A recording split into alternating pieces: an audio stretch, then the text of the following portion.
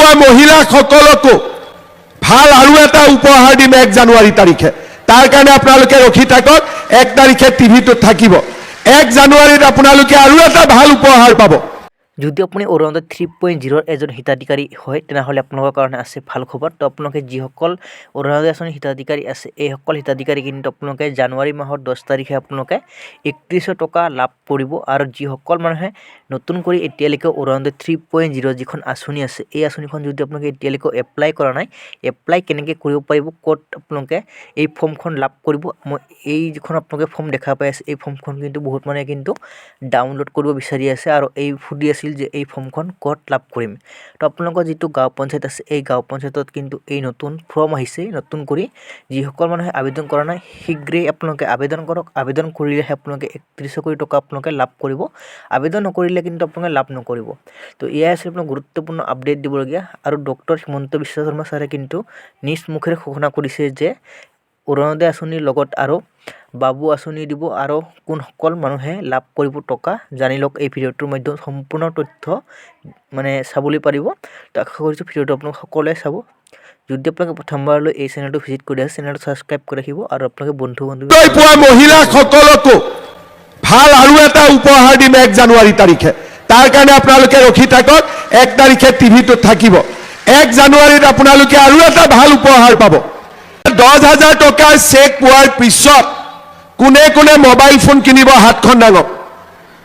এই মাহৰ 1 তাৰিখৰ পৰা আপোনালোকে মাত্ৰ 100 টকা দোকানত দিয়ক, 1 কেজি দালি, 1 কেজি চেনি আৰু 1 কেজি নিমখ আপোনালোকে পাই যাব। তাৰিখৰ পৰা ল'ৰাবিলাকৰ কাৰণে আঁচনি এটা দি আছো 1 জানুৱাৰীৰ পৰা। 1 তাৰিখে অৰুণোদয় পোৱা মহিলাসকলকো ভাল আৰু এটা উপহাৰ দিম 1 জানুৱাৰী তাৰিখে। তাৰ কাৰণে আপোনালোকে ৰখি থাকক, 1 তাৰিখে টিভিটোত থাকিব। 1 জানুৱাৰীত আপোনালোকে আৰু এটা ভাল উপহাৰ পাব। যাৰ 3টাতকৈ বেছি সন্তান আছে তেওঁলোকক আমি লাখপতি বাইদেউৰ কাৰণে মাতিব নালাগে। 12 লাখ মহিলা ইতিমধ্যে পালে আৰু অহা 15 ফেব্ৰুৱাৰীৰ আগতে আমি অসমৰ প্ৰত্যেকটো সমষ্টিৰ মহিলাসকলক এই পুঁজি আমি হাতত তুলি দিম। প্ৰায় 100টা সমষ্টিত মই নিজে গৈছোঁ বা নিজে যাম আৰু 26টা 25টা 30টা সমষ্টিত আমাৰ মন্ত্ৰীসকলেও গৈ এই পুঁজি বিতৰণ কৰিছে।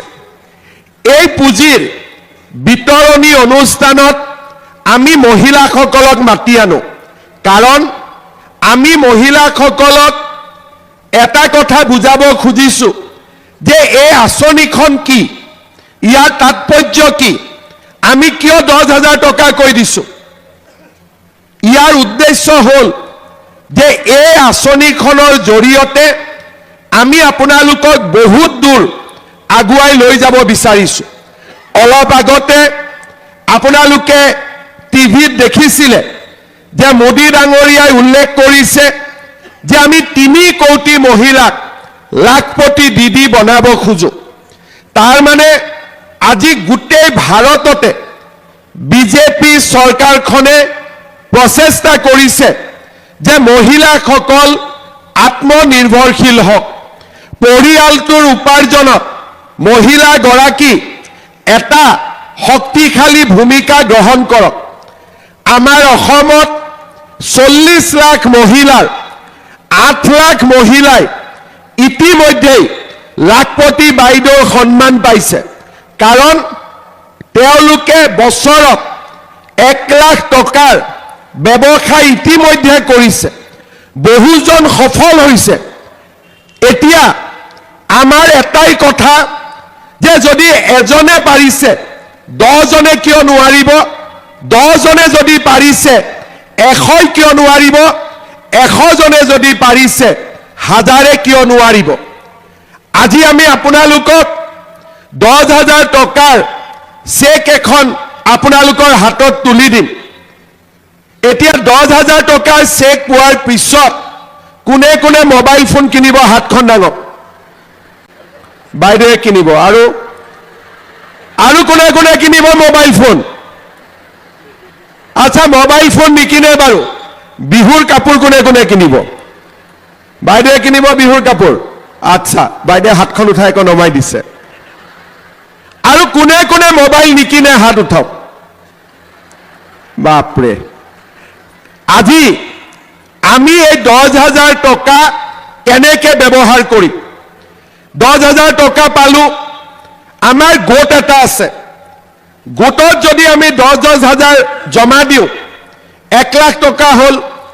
সমূহীয়াভাৱে আমি 1 লাখ টকাৰে ছাগলী পুহিলো, হালৰ বাবে খুঁটা কিনিলো, আমি চিলাই মেচিন কিনিলো, সৰু দোকান এখন দিলো, নিজে যি কৰোঁ। আপোনালোকে 10,000 টকা এটা যিকোনো ব্যৱসায় বা অৰ্থনৈতিক দিশত ব্যৱহাৰ কৰক। কোনোবা মহিলাই ভাবিব যে মই যদি 10,000 টকাটো খৰচ কৰি দিওঁ আৰু মোৰ যদি ব্যৱসায়টো সফল নহয় তেতিয়া কি হ'ব? তেতিয়া আমি কি কৰিম? আমাৰ সকলোৰে হাজবেণ্ডে কিবা নহয় কিবা এটা ব্যৱসায় কৰে। কোনোবাই ৰিক্সা চলায়, কোনোবাই ঠেলা চলায়, কোনোবাই চব্জিৰ বেপাৰ কৰে, কোনোবাই গাখীৰৰ বিজনেছ কৰে, কোনোবাই সৰু দোকান দিয়ে, কোনোবাই কিবা পাইকাৰী কিবা কৰে, যি কৰে। হাজবেণ্ডৰ ব্যৱসায়ত 10,000 টকাটো দি দিয়ক, ঘৰৰে টকা, ব্যৱসায়টো ভাল হ'ল আৰু ব্যৱসায়টোত আপুনিও জড়িত হৈ পৰক। 3টা ৰাস্তা মই দিলোঁ, গোটত দিয়ক, নিজে খৰচ কৰক, নহ'লে হাজবেণ্ডৰ লগত মিলি 10,000 টকাটো ঘৰৰ ব্যৱসায়ত খেতিত আপোনালোকে খৰচ কৰক। 6 মাহ পিছত, 7 মাহ পিছত আমি আপোনালোকৰ ঘৰত আকৌ আহিম। আমি সুধিম, বাইদেউ টকাটো ক'ত খৰচ কৰিলে? বোলে মোবাইলটো পুৰণা হৈছিল, নতুন মোবাইল কিনিলোঁ। ঠিক আছে, ভাল কৰিলে বাইদেউ। বোলে গেলামাল দোকানত ধাৰ আছিলে, ধাৰটো মাৰি দিলোঁ, ভাল কৰিলে। বোলে ল'ৰা ছোৱালীৰ কাপোৰ কিনিবলগীয়া আছিলে, কাপোৰ কিনিলোঁ, ভাল কৰিলে। কোনোবাই আমাক ক'ব যে নহয়, আমি এই 2টা গৰু কিনিলোঁ, চিলাই মেচিন কিনিলোঁ, দোকান দিলোঁ, আমি ঘৰৰ ব্যৱসায়ত মাল কিনি ব্যৱসায়টো ভাল কৰিলোঁ, তেতিয়া আমি আপোনালোকক ইয়াত আকৌ মাতিম। আৰু যিসকলে টকাটো ভাল কৰি ব্যৱহাৰ কৰিব তেওঁলোকক আমি আকৌ 25,000 টকাকৈ আমি এনেকে মাতি আনি দিম। বুজি পালেনে? বুজি